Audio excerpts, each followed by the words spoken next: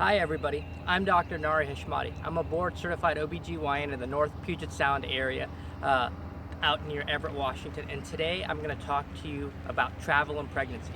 As with all of our videos, we like to have some nice scenery in the background, so today I'm at Edgewater Beach Park. This is a nice park that, if you ask Everett residents, it's in Everett, but you've got to get through Mukilteo to get here, so Mukilteo residents, we feel it's our park.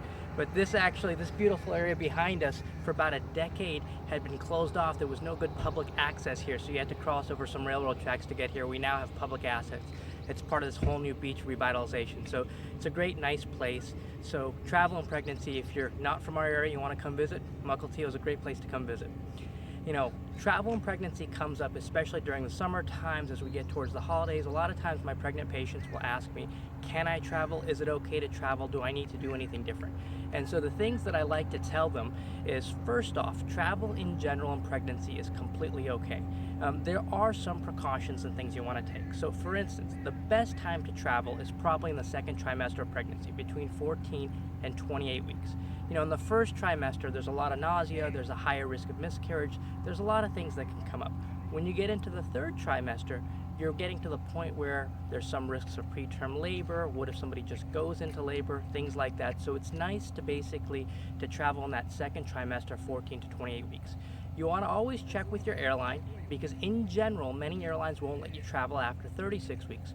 Personally, I've started to lean towards telling patients, you know, once you get past around 32 weeks, you may want to consider staying closer to home.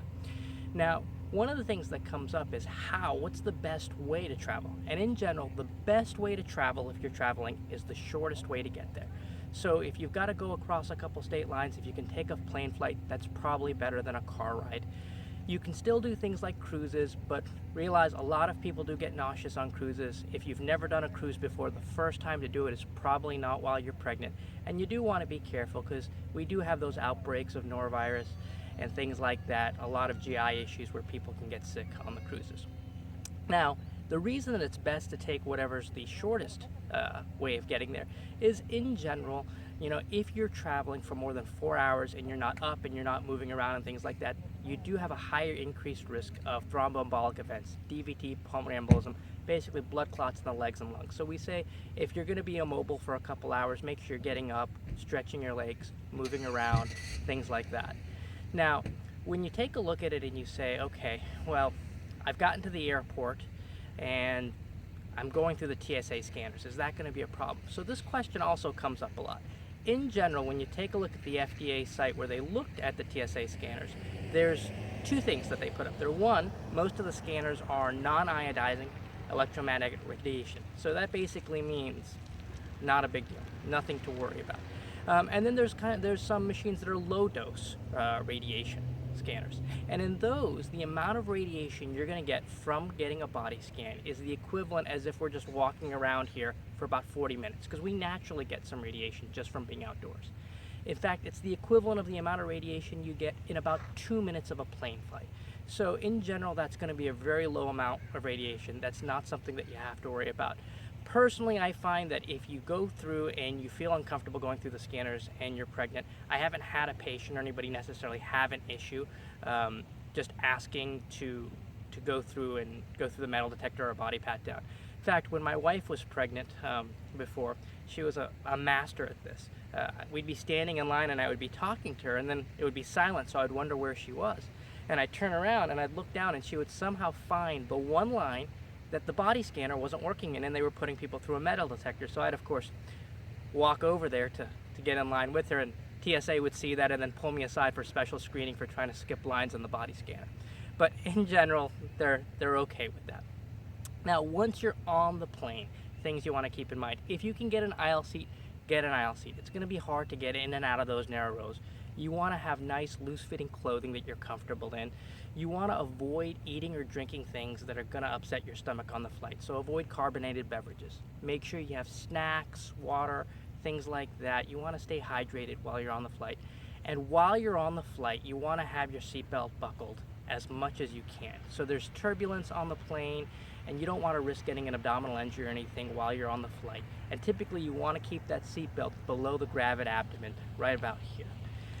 If you can, get a note from your doctor that it's okay to fly. most doctors are going to be okay with giving you that note just in case it comes up. Get a copy of your prenatal records while you're flying, so if something does happen, there's an easy source of records that are there.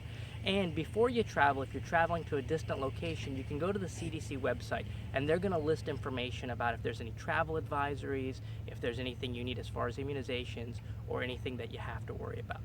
Now, once you arrive somewhere, make sure, if it's a foreign area, bottled water as much as you can. As far as local fruits and vegetables go, realize that there is microorganisms naturally on our food and in things, and we're not used to those. So it might give you a little bit of stomach issues those first few days, so you might want to avoid that.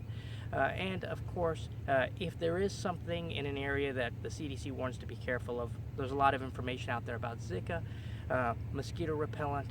So if you're going somewhere indigenous, you should probably avoid areas that are going to be high risk for Zika. But in general, mosquitoes can carry lots of different issues and problems, so you want to use mosquito repellent wherever you want. As far as frequent flyers go, back to, well, the radiation scanners, the body scanners at TSA give you about 2 minutes of radiation from the equivalent of a plane flight, so people will often ask me, I travel a lot, is that okay? You're probably going to be fine. If you look at the doses of the amount of radiation that we say is safe in pregnancy, you'd have to do 6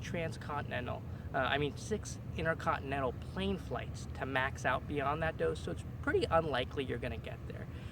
Now, if you work in the travel industry, you're a pilot, you're a flight attendant, or things like that, sit down and talk to your OBGYN. There is some data out there that perhaps flight attendants, for instance, may have a higher miscarriage rate. So depending on how much you're flying, you might be getting more of that radiation than we prefer. Some of that might have to do with schedule, work hours, circadian rhythm, but in general, you're going to want to sit down and have a discussion. Should you work less? Should you change some things early on into your pregnancy? But otherwise, safe to travel, have a fun time, and Mukilteo is a great place to visit.